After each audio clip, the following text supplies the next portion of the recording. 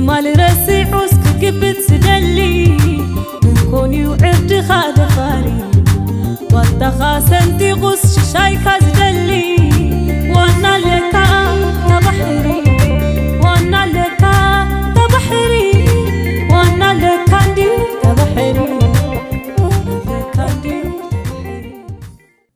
سلام تخطات التفاعلات ميديا خميد صنحو انا صبوا لكم نسخاتكم صبوت له لي تسفا እንዳገበርኩ بارنبتي نايلم وانت يزي مزي زلو خبلكم حبيرنا نكاتلو معايا حتى انت يعني راشعو توم برغيد نحمدو اوتشاين خغوري دوليوم بايزوي تعم اوتش زخدو زلو ناي بوليتيكا كايدا حب تعمي حدغኛን ዲስትራክቲቭ ني لاناون ل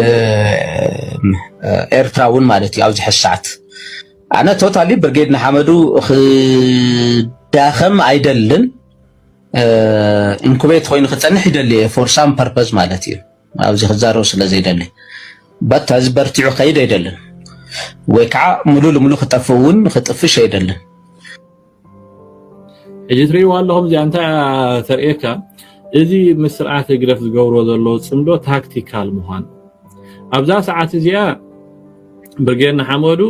ኣነ ማለሲ خبرت አይደልይኔ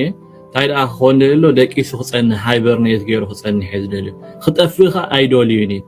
ምክንያት ሓደ መዓልት ንብርጌና ሓመዱ ኣኽደል እዩ ማለት ኣይ ስሩር ኣይ ሞት ክኸውን የዝደልዮ ምክንያት ሕጂ ኣይለኒ ንብርጌና ሓመዱ ጽባሕ ንጎ ምስ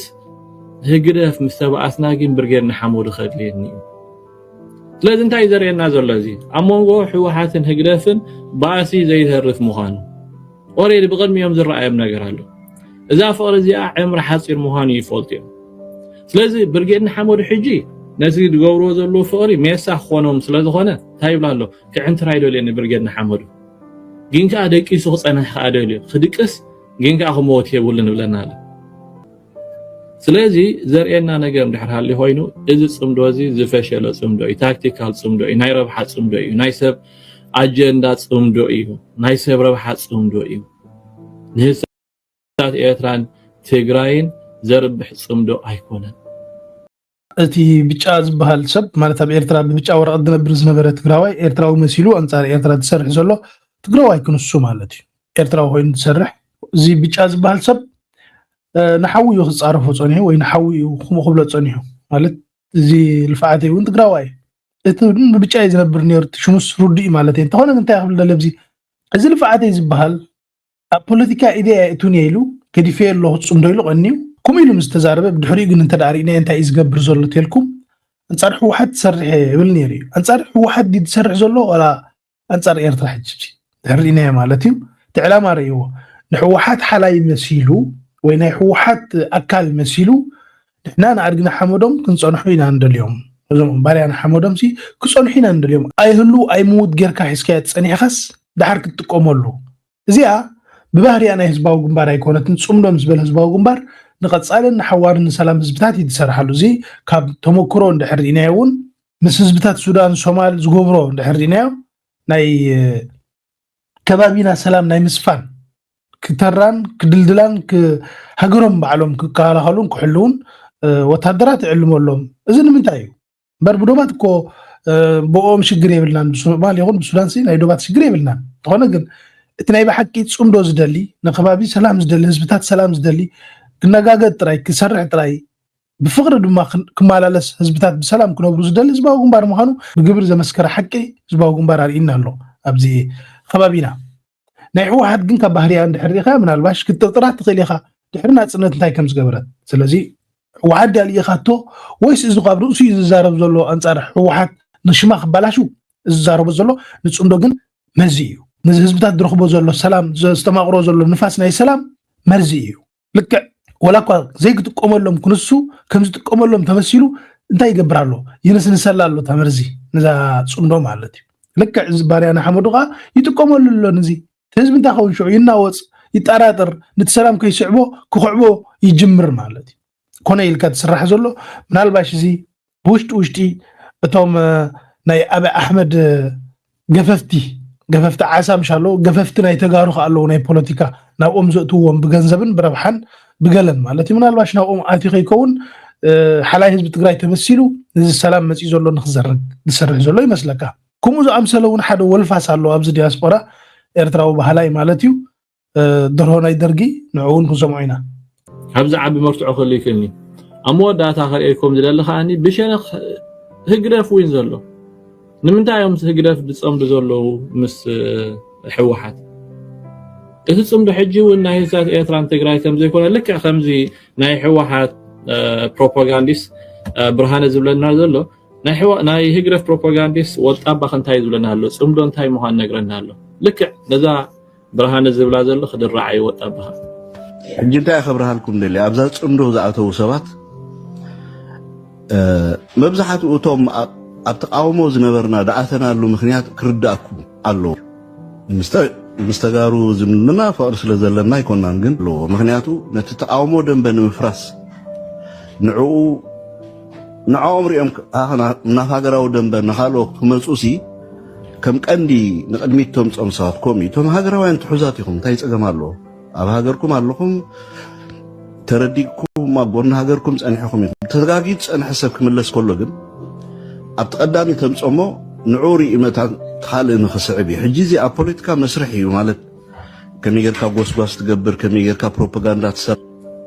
ሕጂ ትሪእዎ ኣለኹም እንታይ ዝበሃል ኣብ ወይና ደይን ስለበይን ፀሎቶም እቲ ሓሳቦም ሰሜንን ደቡብን እዩ ናይ ሓባር ራእይ ናይ ሓባር ዕላማ ናይ ሓባር ኣጀንዳ ናይ ሓባር ሚሽን የብሎም ሕጂ ከም ሰማዕና ቀዳም ኣቢልና ብርሃነ ኩሉ ክንሰምዖ ፀሒና ኢና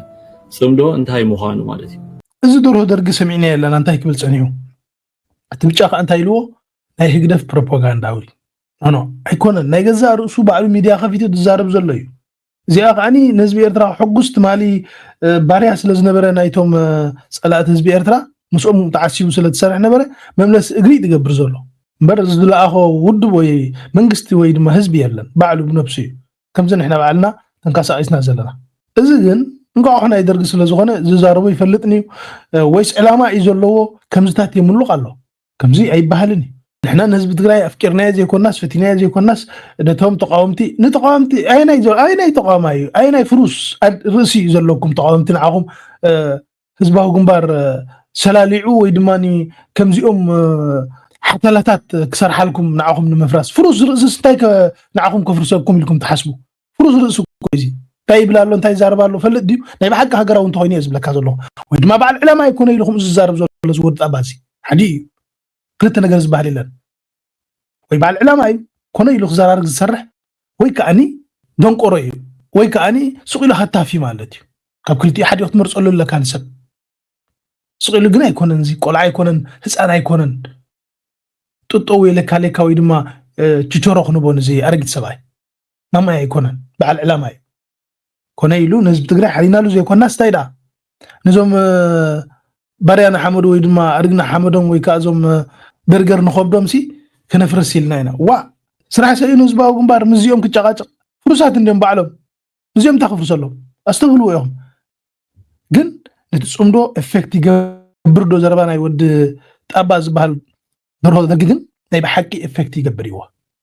ልክዕ ከምዚ ልፍዓተ ማለት እዩ ዘይ ናይ ሰላም ቃላት ናይ ሰላም ከምፃእ ይክእልኒ ስለዚ መሳርሒ ናይ መን ኮይኖም ሕጂ ስለዚ ሕጂ እንታይ ይጥቀምሉ ኣለዉ እቶም ፀላእቲ ናይ ክልተ ህዝቢ ትማሊ ኣብ ጎንካ ኣለና ዝብልዎ ዝነበሩ እቶም ንህዝቢ ትግራይ ሎሚ ምስ ኣብ ኮይኖም ከጥፍዎን ክቀትልዎን ዝሓስቡ ዘለዉ ንህዝቢ ትግራይ ኮይም ንህዝቢ ኤርትራ ጥራይ ኣይኮኑ ንህዝቢ ትግራይ ተለዮም ስለዚ ነዚ ሰላም ገይሩ ዘሎ ህዝብታት ከዓ መዝረጊ ይጥቀምሎም ኣለዉ እዚ ወዲ ጣባን ልፍዓተይን ዝበሃሉ መርዚ ኮይኖም ኣለዉ ማለት እዩ ነዚ ፅምዶ ክልቲኦም ዝተፈላለዩ ይብሎምን ክልተ ዓበይቲ ገልዒ ኢለየም እየ ክልተ ሃመማ ጎዱፍ ኢለየም እየ ክልቲኦም ሓቃሓይሽ ናይ ጎዱፍ ሃመማ እዮም ክልቲኦም ብዝኾነ ነዚ ወዲ ብጫ ዝበሃል ድራር እለቱ ረኺቡ በዚኦም ማለት እዩ ስለዚ እቲ መንገዲ ኣነ እታ ቀንዲ ውሽጣን ውሻጣን ፅቡቅ ገይረ ኣይፈልጣን እምበር ስምረት በቃ ድሕሪ ፎርቶ ድሕሪ ስርሒት ናይ ወዲ ዓሊ ኣብቅዒ ሰሚዕኹም ኣለኹም ዶ እዚኦም ባርያና ሓመዱ ሽሞም ቀያይሮም መፅኦም ንሶም እዮም ስምረት ትኾኑ ገለ ኾኑ ዝኾነ ዓይነት ሽም ቀያይሮም እዮም ዝመፁ ተኾነ ግን ረይዎ ባንዴርኡ ንሱ ገይሩ ዘሎ ትማሊ ናይ ስምረት ነይሩ ሎሚ ከዓኒ ኣድግና ሓመድ እዩ ኮይኑ ዘሎ ስለዚ እንታይ ዝብል ዘለኹም እዚ ንፍሩስ ከፍርሶ ኢሉ نودت أبا خلق خي خلني هزباو جنبار نزي دور هنا يدرجي كل أخيل كي تحسب هزباو جنبار بعلو يفنتر ترز بالجلو بدليتو تون شفاعت له توريو خير له سقيلو قلت أنت من اللي تهزب قاني يدرب شلو كم بروباغندا هو حساوي يجيب لهم زوع لكم بعده يحسي أنا زيل الزاربية خبر سي الزاربية تونكيلم سي الزاربية بقى ليتن معالتن بروباغندا ويكونوا بيري حزني مع سنة عشا خوينا عبد الفعد الواقع بقى أنا كمهوري يزبل أرجيو موركو يكون أرجيو موركو يبكينا تحضر فلدي كندي مولات أمريكا إنه يبكينا أفغانستان قالوا يوم تقريصهم قالوا يوم كسادهم تبتينهم مويتهم جنبارهم تعليم زلوا دماتهم ريسورس كوزلو مورات كيم تبغى تدراتني أمريكا جن سراويت إيرترا انتهي اللي تعرفوه زودت أباز بهز زدرو درجي أنا معس أدقو خينوي عشا خينوي زي تمهاركو دي مسيل كانوا كو كلامي حزي أبيرو أبيت صحفة زوع النيرة معس وتهدر كويننا كما خادون قرو بيرو وتدرناكو ناي زي تمهارو كلام ناي زي تسوغوبيلو سراويتنا يخم يلوهم زلو حجزي حقراو خطب له يكالدو اتلف عاتيك أبو وقنكم سميعهم والله نسبة تقرايد حل انت زخون أبزو وانزقهم مهم قبرا كلتا حديم كلتا همما قدو في ليه مالو هنا إذا سمعوه نزوم باريانا حمودهم ويدما نزوم تقاومتنا بهالتسي نعوم أيد لي كان يمودشا ويبتري ويدما زغونا مسارح مفراس نعوم إلكا تصرح له نقرسي يبل كان بقى زغونا نفاس مسي بعلي دعالوهم مسارة يبلهم سقيلي واب لعل تسريحهم لطف يبلو نتعكب الرورو يلمسو فحكا أبلو بعلو قلت لكم سقيني لكم سمعوه بعلو دتابا قل عيلين نمفراس فروسات سلا زغونو أنا أقول لكم يا قديمة فروسات يوم أنت أكثر حلو مزباو جنبار نزي مفرسي نفروس دو مفرس تسريحها سلزي سمعوه تسألي لكم سمعوه بعلم يوم تفرسوا الحرب الحروز خدنا يا قعزو already حروق رقاتي مثلني نزمن أسي نزي 19 زخون من أسي لعل 17 زخون من أسي حيل ناي سمرت بتنتنا بلمو مالتي بعدي بوردا بهايمانوت بوجله بقلمله بكل ነገር አጸልል ቢሎም ነዚ ዓርሞሽሽ ሓይሊ ናይ መንእሰይ ልዕሊ 70,000 ዝኸውን መንእሰይ ብሓደ ግዜ በቲኖም ሰልዶም ኣማሓዲ ድሕሪ ስርሒት ናይ ፎርቶ ናይ ወዲ ዓሊ ሻዕብያ ድሕሪ ምፍሻሉ ኣሎ ዝበሃል ሰልድታት ኣኻኺቦም መናበሪኦም ዝኾኑ ሒዞም የማብሱ ዘቐሚጦም ድራር በዓል እከለ ናይ በዓል ኣነ ከይተረፈ ድራር እናተባህለ ነቶም ኣባይታ ዘለው እናተባህለ ማዕለያ ዘይብሉ ሰልዲ ተዋፂኡ ካብ ስዊዝ ጥራይ ማዕለያ ዘይብሉ ካብ ተቃለስቲ ናይ ስዊዝ ካብ ጀርመን ካብ ጣልያን ካብ ኩሉ ሃገራት ናይ ኣውሮፓ ካብ እስራኤል ማዕለያ ዘይብሉ ካብ ኣሜሪካ ካብ ኩሉ ክፍለ ዓለም ካብቶም ልዕሊ 70,000 ዝኾኑ መንእሰያት ዝርከብዎ ክፍለ ዓለም ናይ ዲያስፖራ ማዕለያ ዘይብሉ ሰልድታት ይዝዋፃ ነይሩ ስምረት ንሕጂ ንዳሕረዋይ እዋን ክጠቕማ بمنقد ود صبها اب سويز مس بعل ود عقبه زبهالو كوف بلا بلعته جزاء سريحات له كل ነገር ገራ اب سويز سي كتزاربو ስለዚ ይደልዩ እንታይ ገደሰና ስለዚ ብል ዝመነሰይና ንጉዳዩን ብሸለልትነት ስለዚ ሓልፎም በር اب سويز مس بعل ود عقبه ዘሎ ሃፍትታት ናይ ስምረት سوال ተስፋልት عقبه ዘለዎም ዘሎ ሃፍትታት ናይ ስምረት እዚ ስምረት ዝበሃል ዝሞተ ክንደይ መንእሰያት ይቀትሉ كندي من سياتي بتين بعد دك يعقوب زبال دك ود عدن قفهم دك عدن قفهم ما بيلو قربا بقى قلنا نايتسفت بهذا نبرو زعقوب زلا اخوتهم بعد شقوار زبال ود دباتي ابيلو بعد زي ابيلو سنح ماما ابيلو زي تري ولهم دزي وفر سمرت زبل افلبو غير ابعد قراتي زي جزاربو زلو زي وتهدروا حلافي ناي سمرت من قسقاس ኤርትራውያን ድሕነት ሃገሪ ነይሩ ድሕር ተስውጽ በሃ ጨጓር ይባሃል ወደባቴ ሰንዓፈይ አቤሎ ኣብ ዓድግራት ኮይንና ተዛረበ ከሎ ዝራይቡ ኣብ ዓድግራት እንሃለወ በዓል ተስውጽ በሃ ሓበሬታ ኸይሃቡ ሓበሬታ ሓቢኦም ሻዕብያ ይመጽእ ከም ዘሎ ይኣቱ ከም ዘሎ ንዓድግራት ምስ ፈለጡ ኸይሓበርዎ ህልም ኢሎም ስለዚ ወይ ቀቲል ወይ ሻዕብያ ወይ ወሲድ ወይ ኤርትራ ሻዕብያ ንጨጓር በዓል እዚ አቤሎ እስከንገሩኒ ብዛዕባ እዚ ሓቲትኩም ትፈልጡ ብዛዕባ እዚ ሓቲትኩም ትፈልጡ ብዛዕባ ጨጓር ብዛዕባ ወደባቴ ብዛዕባ በዓል ወዲ ያዕቆብ ካልኦት መንእሰያት ናይ ስምረት ሓቲትኩም ሎም ትፈልጡ ኣይትፈልጡን ተስውጽ እንታ ኮይኑ ብዛዕባ ዝወዲ ዘይዛረብ ስለዚህ ንዞም ፍሩሳት ህዝባዊ ግንባር ናይ ደርግ ደርሆም ጽዩ ንዓ ተኸበለ አይብሎኒ ባዕሎም ስለዝፈርሱ ማለት እዩ ኣብታ ዶክተር መጽኻ ከዓ መፈንጠርያ ኣሎ ወኽርትፍ ከብለካ ናበ ከተብል 4 ነጥቢ ስለዚህ ሓደ ውንጅር ናይ ደርጊ ወይ ሓደ ፋንድያ ናይ ደርጊ ዝነበረ ምጽኻ ነዞም ባርያን ሓመዶም ከፍርስ ገለመለ ያ ስራሕ የብሉ እንዲያ ናይ ደርግ ደርሆሲ ህዝባዊ ግንባር ድራኸ ወይ ድማኒ ህግደፍ ዝለኣኽዎ ናይ ህግደፍ ፕሮፓጋንዳዊ ገለ ያ ናይ ገዛ ሩስ ፕሮፓጋንዳዊ እዩ ድላኸ የለን እዚ ወጣባ እዚ ኣፍለጥዋ ይኹም ፍተው ጽሉ የዝብለኩም ዘሎ ሓቂ ናይ ገዛ ሩስ ፕሮፓጋንዳ ገብራለሁ በቃ ተዘይ ኮይኑ ምስ ህዝባዊ ግንባር ከምዚ ኢል ዘሎ ወይ ዝተላእኸ ገለ ዝመስለኩም ደናቁር ንቑሑ ንቓሕ ንሓደ ሃመማ ኢልእኽን እዩ ህዝባዊ ግንባር ኣብ ረዕተ ሊኻ ስቕኢል ይድሪኤካ ኣብኣ ተቐሪብካ ብታ ደብ ገጽካ ቅርብ ተልካ ግን ላማ ከም ዘለዎ ማኽርተፍ ከም ዘለዎ ፈይትካ ኣለካ ትሰምዖም ኣለካ እንታይ ይብሉ ኣበይ ከም ዝኣተወ ይፈልጡን እዮም ንዝብልካ ጽንሕ ነዚ ወዲ እዚ ወይ ከም ዝኣተወ ንፈልጥ ኢና ብሎ ወላ ወያነ ቀቲላቶ ክትከውን ትኽእል እያ ጠርጢራቶ ሻዕብያ ትኸውን ናይ ሻዕብያ ልኡኽ ዝኸውን ኢሎም ወያነ ከጥፍዎ ክእሉ እዮም እኮ ግን ዝኾነ ነገር ዝኾነ ሓጢያት ግን ህዝባዊ ግንባር ገይርዎ ይጥበሃል ዝኸብ ኣብ ብቱእ ኮይኑ ማለት እዩ ትኾነ ግን እስከ ንቐጽል እዛ ጉዳይ ናበይ ገጽያ ኸይዳቶም ዘላኸ ሕጅቶም ናይ ኣዲስ ኣበባ mama yangu game over ገማባ mwenye uwanja wake kaingia sasa game ikai ፌደራል ኣይተገደሰልናን ግንባር ከምቲ ዝደለናዮ ኣይኮነን ዓቕሚ የለን ስዋዕ ዝብል ሰብ ክንረክብ ኣይከኣልናን ንኢትዮጵያን ምለስ ኣሎና መጽኢኹም ሽግርና ረአዩ ማሕበራዊ ናብራ ከቢድ እዩ እገርም ይትም ሰባት እጅም እንተም ተቃለስ ንዚም ታከፍሩ ሰሎም ፍሩሳት እንዲም እዚ ኮይት ትርሶም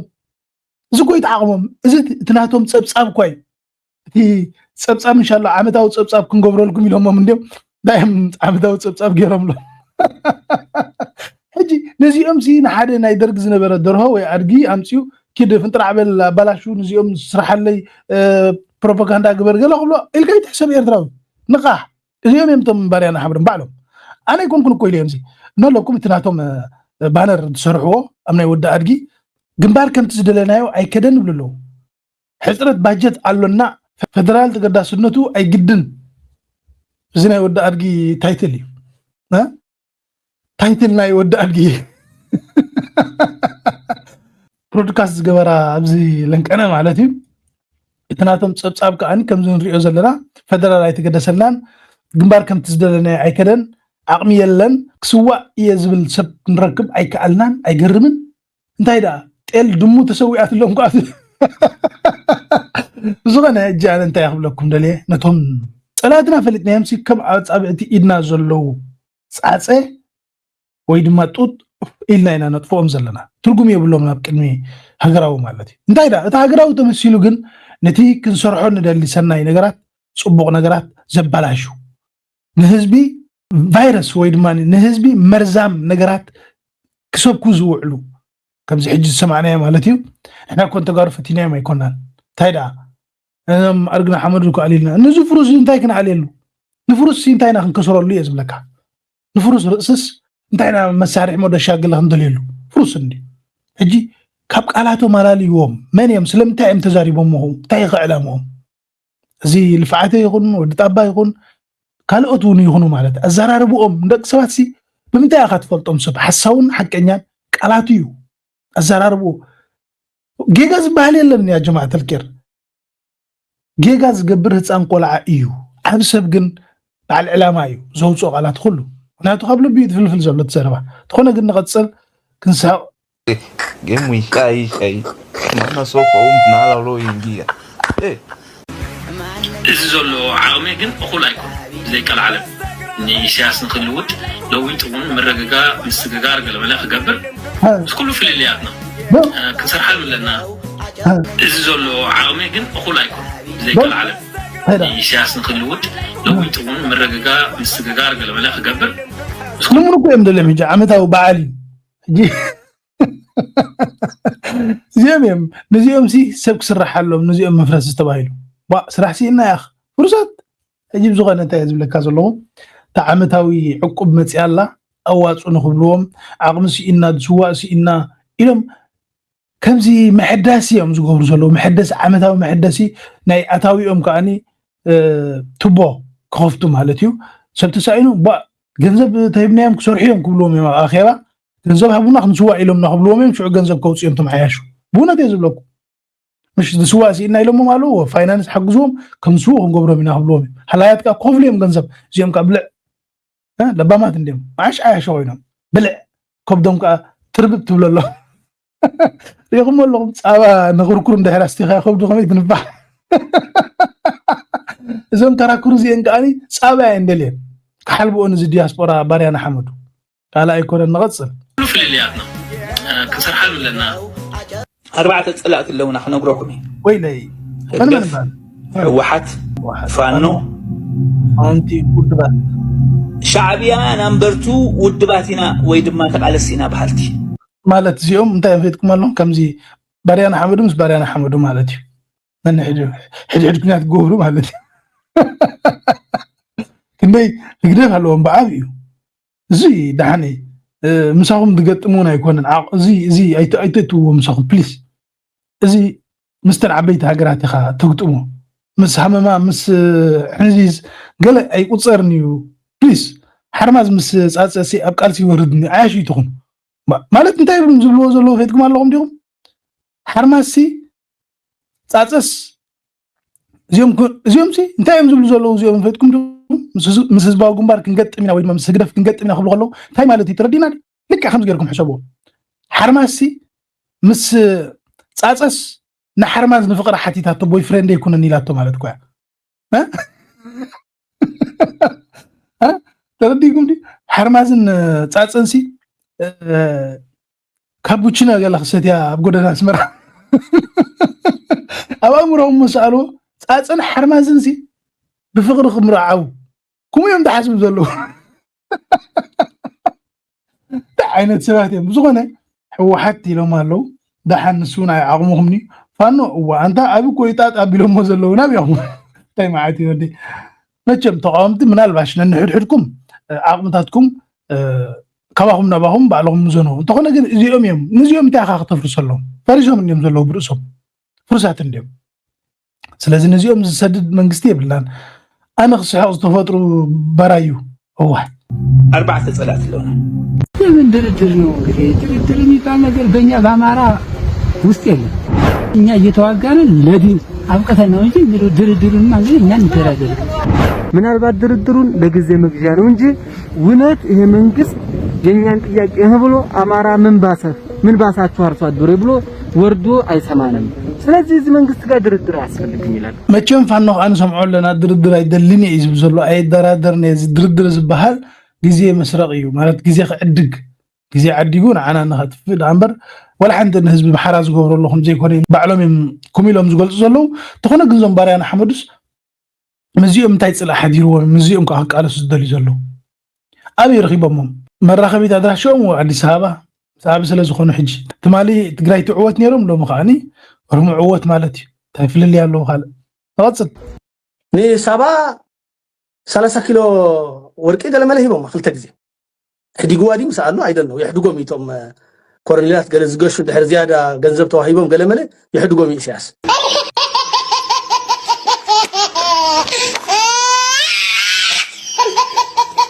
زوم باريان حمدو نزباريازس تدنقرنو معرخ እንደ እዮም ዝጻውርዎ ወይ ድማ ትድንቅሩንስ كمي لهم تصوروا ويس أبعد عوران حدث لزنقسي نسودي تزبالح خوينو نساتهم كاتهم زدنقروا مالتسي أبزغون تهجر حقلو وين حقلو نحد بريزيدنت جيفت وهاب كله كندا يوتي واغاز تمن يزرح ورقي يغون من قلق وهاب كله حد بريزيدنت ني حنت هاجر تزوهابو زلو جيفت ويد ما هي بزوهابو زلو سي أبتلاي تهاجر حقي يرأي كندا يتوهيبو نعوز قبؤه تخوينو نورمال واقع تخوينو يوزدو هاي لعلي درجة كبد زبلو نابنتي 1 مليون 3 مليون جيفت يبنا كالنا خبلو قلو إذا نعوك هون يكئلني نتهاجر تيهي زخون ترديهم نو سلام تعمل لكم بسم جيفت تهاجر يشات أخي هلو كوز دي بلو إذا يمكن يردو أمني دانا قريم معيماتيهم هذا بريزيدنت زوهابو هياب درت الله كندي وهب 10,000 30,000 جلز واقو نبرت تخينو دحنا أخو صدق بهال نملاين دخيد ويلا واقعي تشحد دخيد كبر زبل واقعات تخينو جن أتاوجت أهجري زخون نت بريزيدنت أي وهبني مدري ما هاي يمكن تايم نحن بلوم وا مزيم تقصير سنا بكا مزيمنا أنت هجر الله تنا مزيم مالدي عدنا انقع سبيد عاتوه عدل جرنا ز سبيد بهال قلعس انقع عاتوه عدل خوينا جرنا مزوت اخو يوصينا سبيد انقع عاتوه خافتا قربتنا تمليش انتي كتريو تخد حجن سبيد ابي ارترا ديغا لنا ما يغنيبلنا إثيوبيا انتي خوينم نزي رايو تاي غزارب دوليزم هايمزي ندرم هايم اذنا هاغرنا مزي اي مزي حد ناي ميديا ناي يوتيوب سبسي انتي غودلا انتي وسخات هاغر انت مهايم مجمتي جلوبال او رسنا من شيء تبلاحشن دي تتحيزن دي بخمسيوم عينت سبات انتي خغبر زوعل زي صلول سب انا غودلو يمثلني ني حد ناي كريزي مان كوي تسر زوعل نا حد تغقل امرو زلو سب ايكون تسرح زي سبيد زبال دونك اورو يخم نزيد سعب دونك اورو رسي نزي سمع نزيري رسي زلو وقن تمرتي مهار زلو رسي زلو وقن سبورت يدوعل زلو رسي زلو وقن سراح يدوعل زلو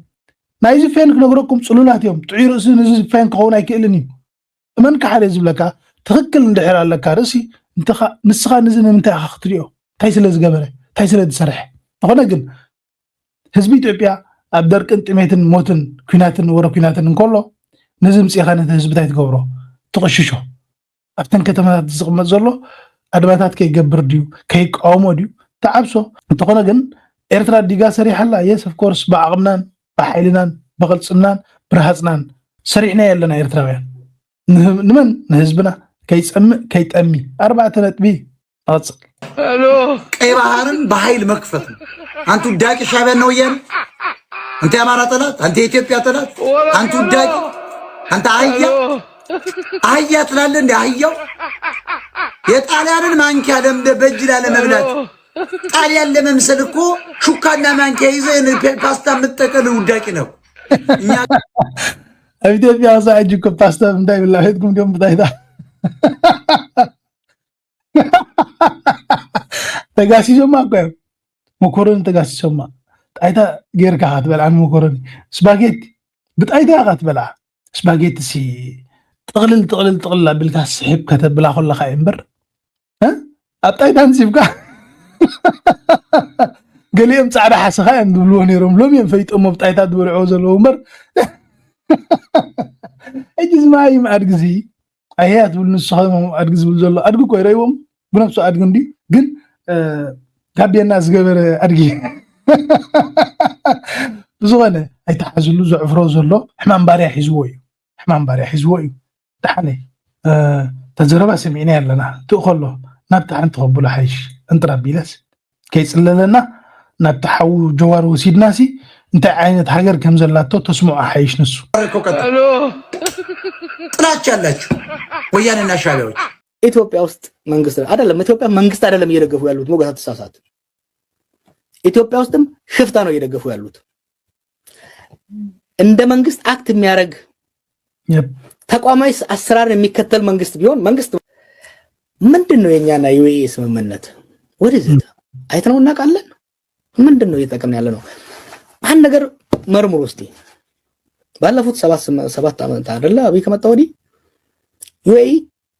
በ10 ቢሊዮን ዶላር ኢትዮጵያ ላይ አውጥቻለሁ ትላለች ዩኤኢ ኢትዮጵያ ሲ ቢሊዮናት ገንዘብ አውጥቼት ብላላ ግን ኢትዮጵያ እንታ አሰሪሓትሉ ይዝብል ኣብትስቅጽም ዘረው እንታ አሰሪሓትሉ ወይ እንታ ሃኒጻ ወላ አንተ ጽርያ ሃኒጻ እንታ ያገራ ወላ አንተ ሃኒጻ እንታ ዳ መለስ ተሰርሑ እዚ ኢትዮጵያ አዲስ አበባ ትሪዋ ዘረኩም ተብሎ ዝሕራላ ባል መለስ ተሰርሑ ወይ ተጋር ተሰርሑ ወይ ማለት እዚ ባሪያናቶም ነይሩት ማለት ዝወድ በሻሻ ሎም ግን እሱም ሰርሑ ኮይኑ ዝቀርብ ሓንቲ ህንፃ ሃኒጹ ዘሎ እሱ ካብ ዝመጽእ ስለዚ እንታይ እዮም ዝብሉ ዘሎ تجنزب أبي أتي يزولهم زول حتى لا تفلتوا تاي تغيروا سمعوا كان الناس يسموه انه it's not propaganda where did they invest that money استي يسروا منقدني استي الناس يغربوتن فابريكا انيو where is that አንድ እዚህ የለጋሃር ፕሮጀክት ብሎ አንድ ጊዜ በጣም ያሞቁታለች። አንድ ቢልዲንግ ብቻ ነች ያለቀችው። ከዛ በዛ ጊዜ ውስጥ የኛ ሀገር ነጋዴዎች ማአት የአፓርትመንት ኮምፕሌክሶችን ሰርተዋል። ሶ ዲሉ አብይን የሚደግፉት የኢትዮጵያን መንግስት ለመደገፍ አይደለም። እኔ በተደጋጋሚ ይሄ ግንኙነት ስቴት ቱ ስቴት ይሁን የአብይ ሊደርሺፕ ስታይል በጣም ተመችቷቸዋል። ምክንያቱም የሽፍተኝነት ግለሰብ ሀገራዊና ተቋማዊ ሳይሆን ግለሰባዊ ነው። ለምሳሌ ሲሄድ ውጭ ጉዳይ ሚኒስትሩን ይዞ አይሄድም፣ ተቋምን ይዞ አይሄድም። እሱ የሚያደርገውን ነገር ሌሎች ተቋማት አያውቁትም፣ ምን ስምምነት እንዳላቸው አያውቁትም። he is exactly the kind of leader they want to cultivate። በየቦታው በየቦታው የሚያደርጓቸው አማጽያን ወይም ደግሞ በረካ የሚደግፉት የአንድን ሀገር የተወሰነ ክልል ገንጥለው አዲስ ሀገር ለመገንባት ይፈልጉ ናቸው። እቸም ወድ በሻሻነት ኢትዮጵያ እንታይ ከም ዝገብራ ዘሎ ፍሉጥዩ ከም ዝብሎ ጽናሕ ኻን ሓንቲ ክልል ገንፂል ከሀገር ናይ ምስራዕ ዕላማ ዘለዎም ወይ ድማ ናይ ሰብ ረብሓ ሰብ ፍሉይ ረብሓ ናይ ገዛእ ርእሶም ግላውያን ሃብተማት ማለት እዩ ዝረብሑ ዝድግፍሉ መንግስቲ ዳእምበር ናይ ህዝቢ መንግስቲ ከም ዘይኮነ ሽፍታ መንግስቲ ምዃኑ ገለ ይትገልጽ ዘሎ እንተኾነ ግን ነዚ ጀዋር እንታይ እዮም ዝብልዎ ዘለው ተኣሲሩ ገለመለ ከምዚ ነይሩ ግብረ ሽብራዊ እዩ ገለ ክብልዎ ጀሚሮም ግን ቅድም ንስማ እዮም ገንጥለው አዲስ ሀገር ለመገንባት ይፈልጉ ናቸው። አንደኛ የኦኤልኤፍ የውጭ ግንኙነት ኃላፊ ነኝ ምክትል ኃላፊ ነኝ ያለው ነው። ሁለተኛ ተከታዮቼ የኦሮሞ ዲያስፖራ ነው ድጋፍ የማገኘውም ከነሱ ነው ያለበት ነው። ሶስተኛ የኦሮሞ ነጻነት ሰራዊት ባደንዛዥ ዕፅ በማሪዋና ኮካይን ህገወጥ የሰውና የጦር መሳሪያ ዝውውር ሌሎች ነገሮች ላይም ይሳተፋል ያለበት ነው። አራተኛ አልሻባብና ኦላ ወይም ኦሮሞ ነጻነት ሰራዊት በጋራ እንደሚሰሩ ዴር ትራፊኪንግ ሜተዳቸው ላይ እንደሚተባበሩ በዋናነት በደቡብ ኢትዮጵያ ሶማሊያና ኬንያ ቦርደር እንደሚሰሩ የተናገረበት ነው። እዚ ሁሉ አይነት ትካላት ይዝንባሉ አይ ቴሮሪስት እንድሕር ተዋፍር ኮንካ አጽዋር ትሸይጥ እንተ ዳህሊኻ ሁማን ትራፊክ ትገብር ተሊኻ ሰብ ንሰብ ምሻት ገለመለ እዚ ሁሉ ክስታት ክንሰምዖ ፀናሕና ንጀዋር እዩ አይገርምኩም ደሞዝ ክንደይ ዝብሎና ዓመታዊ አታውናቱ $100,000 ዶ እዚ ሁሉ አጽዋር ሸይቱ ምናልባሽ ከነው ሓና ኢለታ ቪዲዮ ዲም ጻኽዋ እምበር ኣብዚ ኣምዚያ ነራ ቆሪፀ ኣስታት 100,000 ዝኸውን አታው ዓመታዊ ደሞዝ ማለት ናቱ አታውሲ ኮሚሎ 100,000 ዲ ገለ ኢለወሎ ባይዘወይ ክነግረኩም ከምዝ እንዳ ሰርሐ ጣይት ካላሽን ገለ እንዳሸጠሲ ይትሽ ካኒ ማጅ ወላ ወርሓው 100,000 ተልካ ያኸማን ሕሱሪ ወላ ወርሓው እንድሕሪ ሎም ኮይኖም ምናልባሽ ዓመታዊ ዝብሎ ዘለኹም ወርሓው ከውን ኸሊ ኣብቲ ማሕረኛ ብዙሕ ኣይኮንኩን ግን ውሑድ ሕሰቡ እንታይ ዝብሎ ዘሎ ኣጽዋር ይዋፍር ሁማን ትራፊክ ብዙ ነገራት ገልጸሊ 100,000 ትራይ ወዒዱ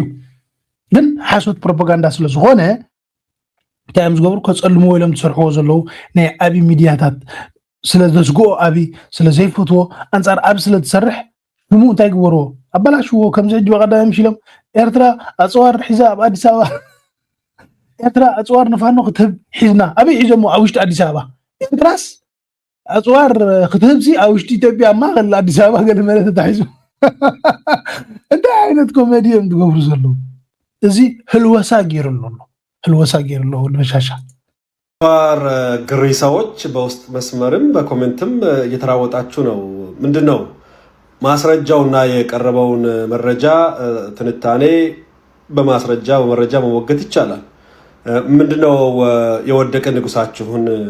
እንደገና ለማንሳት የምትጣጣሩት ከአሜሪካ ተባሮ ወጥቷል የሚል መረጃ ወጥቷል ሰነድ በየሶሻል ሚዲያ ተለጥፈዋል እየሰራቸው ያላቸው ያልተገቡ ስራዎች በሙሉ ተጋልጠዋል አሁን ያለው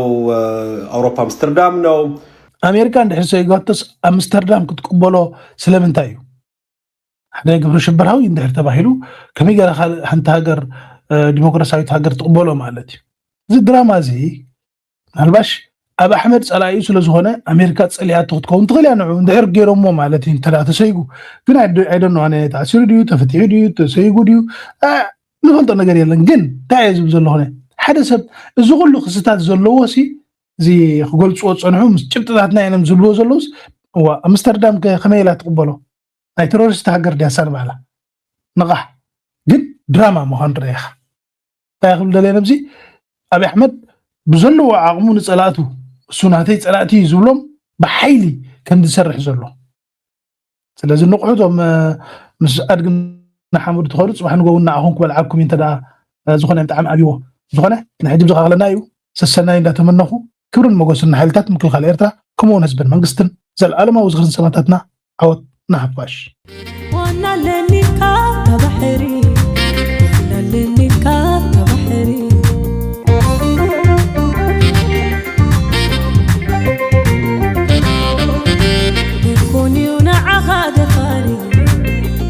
مال رسيحوس كقبت سدلي نكون يوعد خاد فاري والتخاسنتي غص شاي كازدلي وانا لك تبحري وانا لك تبحري وانا لك عندي تبحري وانا لك عندي تبحري